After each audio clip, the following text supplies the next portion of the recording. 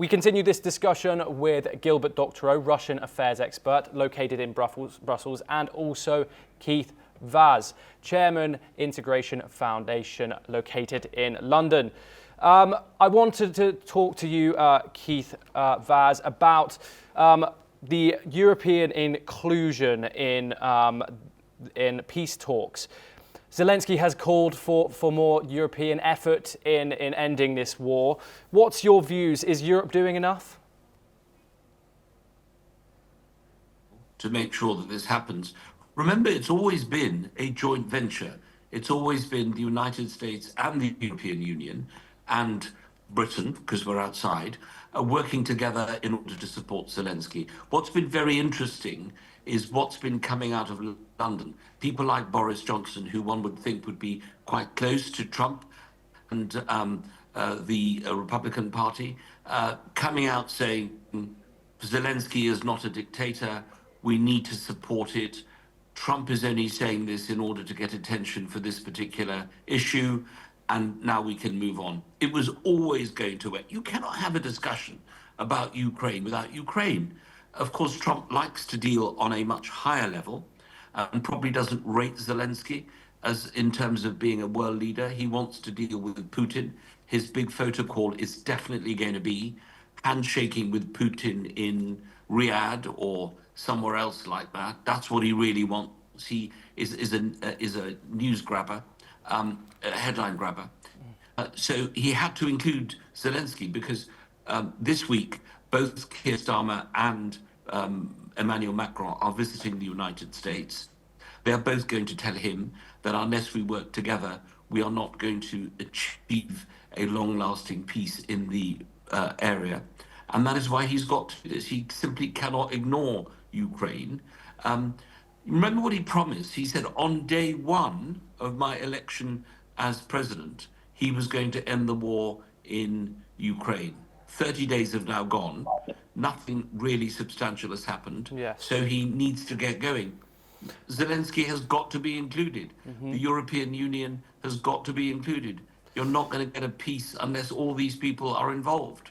The UN resolution, by the way, is neither here nor there. As we all know, most UN resolutions are ignored. But it's a kind of music thing more than anything else. At least they're talking about the UN, which is good news as far as the world is concerned. Yes, Gilbert Doctorow, could I just get your point of view on Trump flitting on his point of view that Ukraine started the war? What do you think of this? Well, let's not be distracted by that because news comes out of the White House that varies from day to day. I'm looking at the long-term position, which was reflected in the negotiations that took place in Riyadh. And there, my fellow panelist is missing the big picture. He's missing what diplomacy is about and how the solution to the Ukraine conflict, which is now called a conflict in the latest UN resolution, not a war, can be found. The resolution will come when there is trust between the parties. There can be no trust between the parties if they don't have diplomatic relations. The fact is that the United States and Russia today have almost no diplomatic channels under which they can negotiate an end to the Ukraine conflict and a reestablishment of normal state-to-state relations.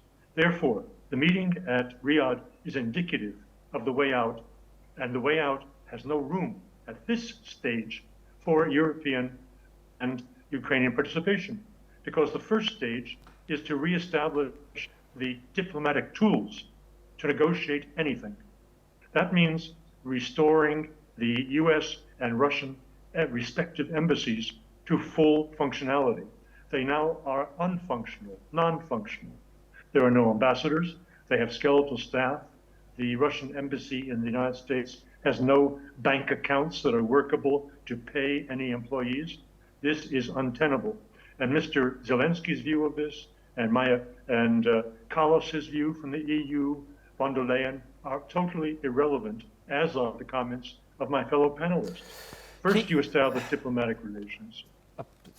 Keith Vaz, could I get your response, please, to why that you believe that it's so crucial for Ukraine and Europe to have a seat at these talks? Well, just coming back on what Gilbert just said, Donald Trump does not need ambassadors. He does not need diplomats. He's the deal maker. His foreign policy has always been very personal. It's to do with chemistry.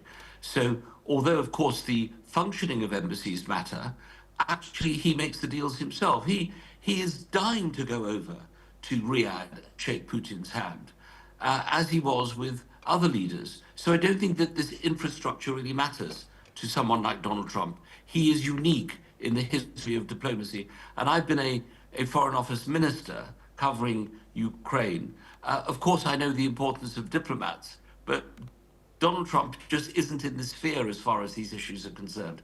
I think at the end of the day, he recognizes, because I think his language has toned down.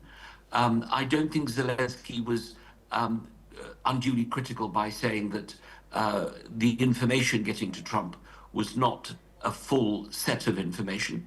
Gilbert could be right. This is because he doesn't have an ambassador. But as he takes most of his news from probably CNN and NewsX World, Trump is never going to have the absolute full picture of what's happening on the ground. But I think at the end of the day, you've got to have a solution that includes the European powers and Zelenskyy. History will judge very harshly any deal that is being done at that level that does not include Zelenskyy. And you have to do this. And it's also a warning to other countries that maybe they should not do business with the United States, because at any single moment, the United States could just pull back. But of course, I take Gilbert's point. You need the infrastructure. But Trump is like no other president we've ever had before. He doesn't need infrastructure. He just needs a telephone. He just needs an iPhone. That's all he does. And suddenly, people get a call. Today, Gilbert is a panelist on this program. Tomorrow, he's probably going to be the American ambassador to Russia. That's how Trump works. And we are living in a new age. Gilbert Doctorow, do you think that we can trust, that Russia can trust Donald Trump in these talks in Saudi Arabia? What do you think the end result might be? Well, just to go back to what my fellow panelists said, we are at the end of the day, these parties will take part. I agree completely. But we're not at the end of the day, we're at the beginning of the day. And until certain groundwork is done, it is senseless from the Russian standpoint to have a meeting with Donald Trump. Nothing will be resolved by the two presidents if all of the spade work is not done, or to use a more common expression relating to summits, if the Sherpas have not done their job. There is a vast amount of work to do to prepare for that meeting so that it goes well. The last time that we had this personal conduct of diplomacy without any infrastructure, it didn't go so well. In fact, it set the stage for the drama that has been unfolding since February of 2022. I mean, the meeting between Gorbachev and the emissaries from George W. Bush, and the agreement on a handshake that that NATO would not move 1 inch to the east. That didn't go too well. That was not properly prepared. There was no documentation. There was nothing that countries that do not trust one another need to have anything viable in the future. It failed. It brought us to the war in Ukraine because NATO violated every oral promise given. Therefore, the Russians will not agree to a handshake with Donald Trump, and with good reason. So that is a non-starter. The work will be done in advance, and the delegation that Trump sent to Riyadh understood that perfectly. Gilbert Doctorow and Keith Vaz, thank you very much for joining us on that discussion.